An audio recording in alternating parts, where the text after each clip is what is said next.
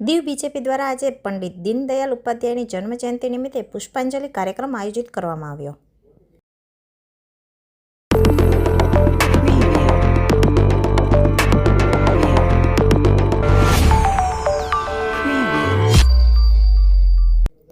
કેન્દ્ર શાસિત પ્રદેશ દીવ ખાતે પંડિત દીનદયાળ ઉપાધ્યાયની જન્મજયંતિને લઈ કાર્યક્રમ યોજાયો.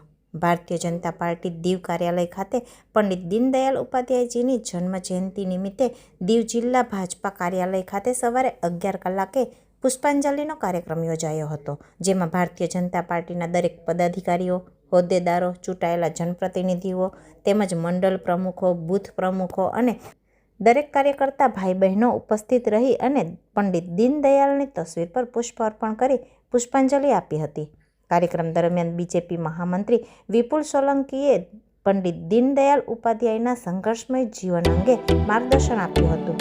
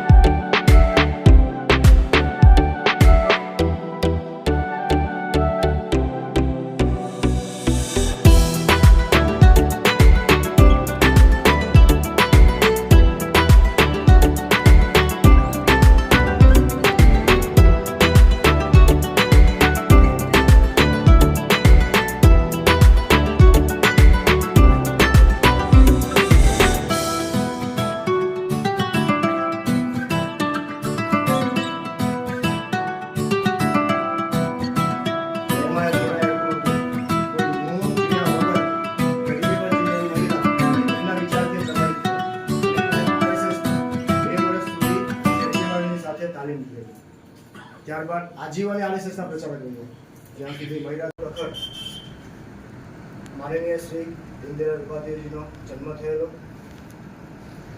એમની ઉંમર 9 વર્ષ હતી અને એ એમના નાનાના ઘરે રહેતા હતા, એટલે કે એના પાલક તરીકે જે હતા એ નાના હતા. એમનું અવસાન માત્ર એ 9